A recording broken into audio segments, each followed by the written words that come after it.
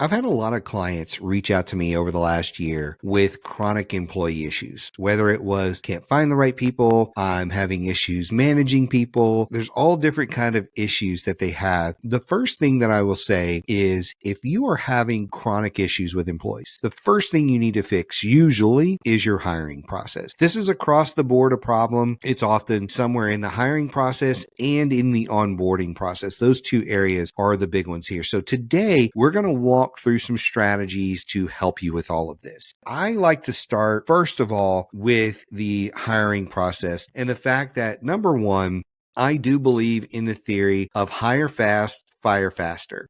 If somebody is not working out, you don't want to give them years to not work out. I see people often do that. In your onboarding process, you need to have a very clearly defined set of rules of engagement, expectations that you expect from them and that they should expect from the company. We'll talk about that a little bit more, but you can make your life so much easier if you do this one thing up front. And that number one thing right up front is hire more A players. You want the best. You want the superstars. And some people think you can't afford them, but I'm going to make a case for it here today. One of the reasons you want to hire more A players is A players need less management. They don't need micromanaging because they actually act like adults and self-manage themselves better. The second reason that A players are so good is that one A player can often do the work of 4, 5, maybe even 6 C and D players. They can do so much more because they're better. They can do it faster. Doesn't make them better people or anything like that. They can just do more because they have a higher skill set. People always tell me, they're like, Mike, you must be some sort of machine when it comes to content because of the way you crank this stuff out. No, it's just, I don't think I'm special. I don't even think my content is all that good. I just think I have a knack for creating enough of it that is good enough, and I can do it faster than the average person. The average person just never gets it done. And that's what makes me better than a lot of other people that do it. If you are looking to bring on employees, having somebody that can barely meet the standards is not going to cut it. So sometimes you also need to raise your standards. The A players are the ones that can do so much more with so much less. You may be paying an A player a lot more than a C or D player, but you're paying one of them versus 4 or 5 of the others. So we'll get into that in a minute. So how do you attract A players? That's number one. In order to attract them, I think a lot of A players really want you to focus on the intangibles. It's things like working from home, generous vacation, employee appreciation. I've got one client that I've talked about here quite a bit that does a lot of gifts for their employees. Sometimes they do it on a monthly basis. Sometimes it's quarterly basis. Just depends. Like they'll do smaller things monthly and then the bigger things quarterly. Those are things that just say, hey, I appreciate you. Doesn't have to be crazy. You could order a thing of Omaha steaks for somebody who likes Omaha steaks. That could be something that is their quarterly gift. It could be a one-time thing. It could be a monthly thing that they're getting. The other part of that is with the intangibles, looking at that individual person. For some people, they don't care about vacation. They just want more money. So pay me more. I'll figure out when I'm going to go on vacation or what I buy. Some people don't like Omaha steaks. And so they don't want any of that. They just want more money. So it needs to be individualized on how you get those intangible benefits to make sure that person is getting what they want to feel appreciated. So just talk to them. Did you know we have our own government contracting community? It's called Federal Access. And inside Federal Access, you have all the tools, tips, strategies, documents, templates, everything you're ever going to need to be a government contractor. But you also get brought into our ecosystem. You get into our private LinkedIn group and you get into our live events and all that kind of thing when you become a member of Federal Access. To learn more, go to federal-access.com/game changers. Now let's get back into this episode.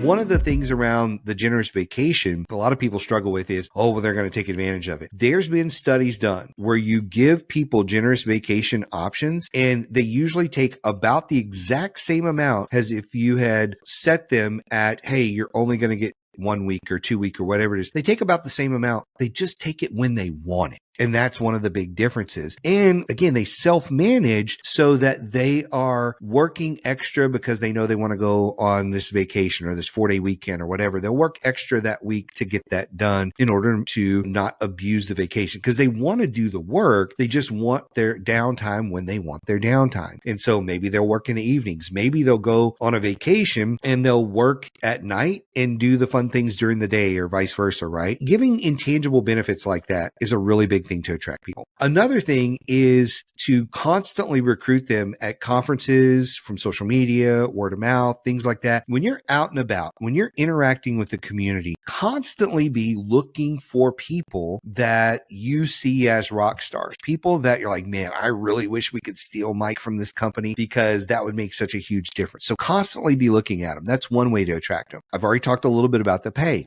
The pay may be 25, 30% more than other people that are in that industry. They may likely be the highest paid staff either in that section. So maybe if you've got program managers, maybe they're one of the highest paid program managers, but they are worth it.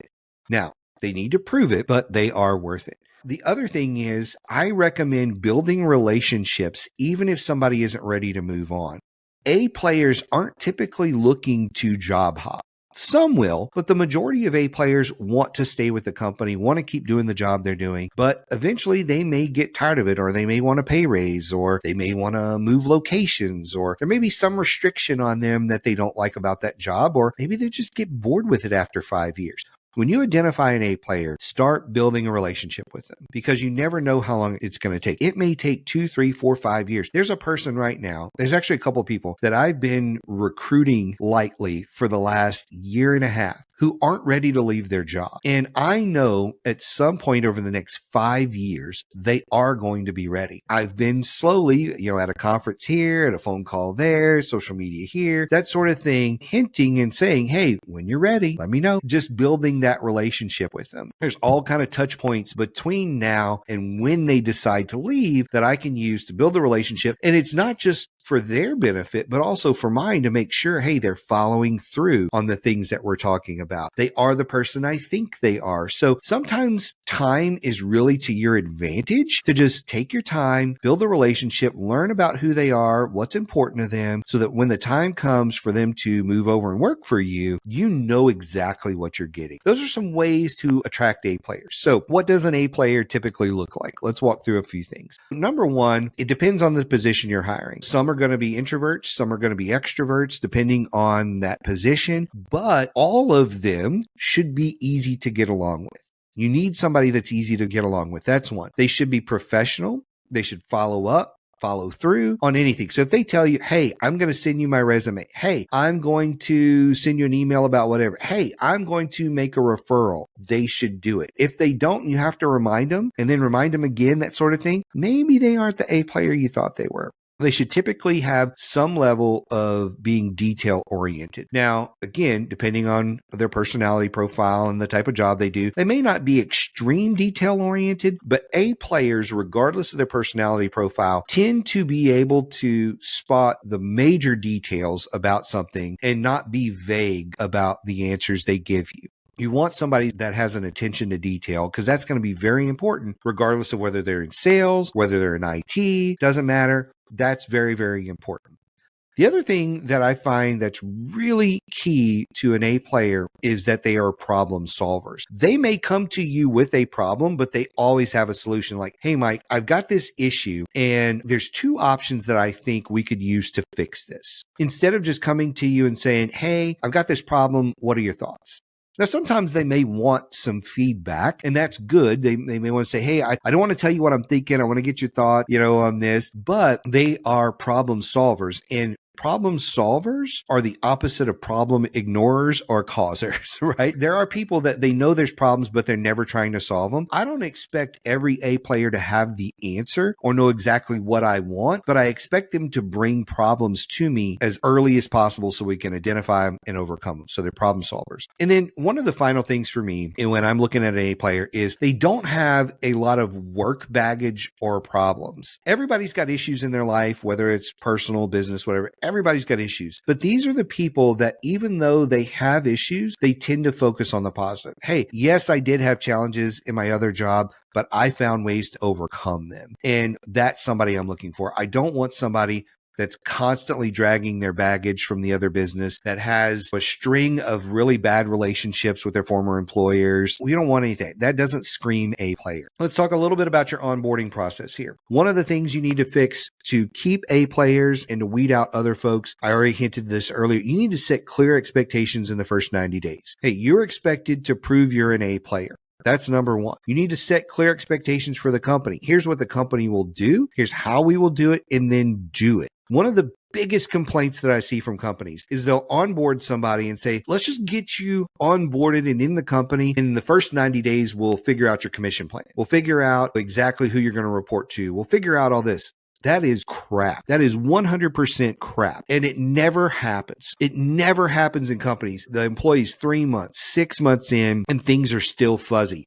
If you are bringing somebody on board, you need to be crystal clear as a company how you're going to compensate them, what their role is, who their client segment that they're targeting is. You need to be very clear. You need to have your act together, not just expect them to have their act together. Because I guarantee you, in the first 30 days, they're going, where's my commission plan? Where's my whatever? Come 60 days, 90 days, and you don't have it, they're going to get sour on your company. So you've got to get your act together as a company. The next thing is, if you've already got other A players in the company, guess what they should do? They should mentor the new A players during their 90-day trial and compensate them for that. Compensate them for helping onboard other A players, because it's all about the team. It's all about the team working together. You can use them as mentors to help bring those other people on board, show them the ropes, and again, everybody wins. Now, the other thing about your 90-day process is have very clear standards so that at the end of the 90 days, you're cutting C players and below. You're not keeping them. In fact, as you're going through the process of that 90 days, have a 30-day meeting, a 60-day meeting, and a 90-day meeting. You're not really an employee until you've graduated that 90 days. But at 30 days, if you're like, look, you're just not cutting it. You're just not. That's a time for you to sit down, give them an opportunity to go, well, I'm not clear on the expectations or whatever it may be. They can have an opportunity to do that, but don't even wait till the 60-day meeting. If you're like, look, we sat down with your expectations and you're late every day. You're not showing up on time. You're not producing the things on time. This is not working. Cut them. Don't wait the 90 days to cut the people that are showing you that they're not who they said they were in the interview. Be very diligent about this, okay? Now, here's another thing, and I'll wrap up with this. I call this thinning the herd a little bit. If you already have employee issues and high maintenance employees, it could be time for a soft or a hard reboot of your employees. Start by setting clear expectations with the team. If you haven't done this before and you've got a bunch of folks, set clear expectations. What is our culture? This is our rules of the game. You need a very clear culture statement or statements of what the rules of the game are. What are our policies? And this is often part of an employee handbook, which a lot of people don't have. How will you enforce the rules of the game? That's your policies. This is a statement that a lot of people aren't necessarily going to like, but this is the facts.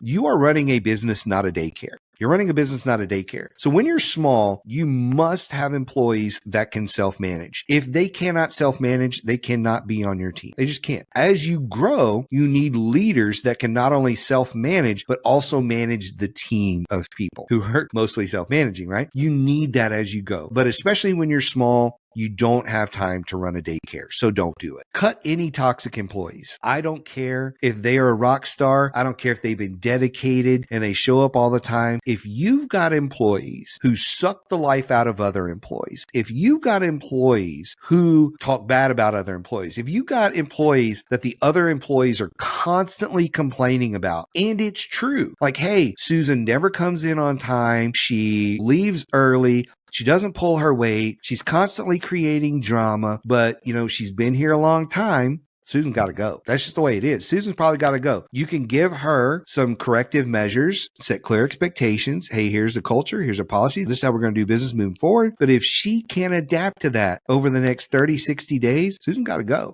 And if she's a real big problem, you may not wait. Everybody's been complaining about her. She harasses other employees. She's not a good example. Probably got to go. It's just the way it has to be because toxic employees ruin other employees. They bring everybody down. You cannot keep those people around. A friend of mine did this example one day where he had this fish bowl and he put some water in it. And he said, what if I took the most deadly poison in the world and put one drop in the bowl? Would you drink the bowl? No, you wouldn't drink the bowl because the whole thing has been tainted. And that's what happens when you have one bad employee. They slowly taint the whole pool of employees. And so you've got to be quick to get rid of those really toxic employees. Now, here's the one thing I think you should know the labor laws in your state, as far as documentation goes and all that kind of stuff. I think Montana is the only state that's not an at-will employee state. So if you're not in Montana, you don't need good cause. You can mostly just fire people for whatever reason. But a lot of people like to have documentation just in case of, hey, a person's been late 17 times over the last 6 months and this, that, and the other, whatever it is. They've had run-ins with everybody. So you may want to document 3 or 4 incidents. That's at your discretion to figure that out. You should know those laws. I'll wrap up with this. If you hire better, you will not have to run a daycare. You will not. You will not have employee issues if you hire better, you hire higher quality employees, you have an ongoing process for how you recruit and hire those people and manage them. And look, at the end of the day, as long as you are trying diligently to take care of your employees and do the right thing, they will see it and want to be part of your organization. If you have questions about this or anything else, as always, you know how to reach me. We'll see you next episode. I really hope you enjoyed the podcast today. If you did, I would really appreciate it if you would like and subscribe to the podcast and screenshot it and tag me on LinkedIn or whatever social media you use. So thank you again for joining us today, and we'll see you next time.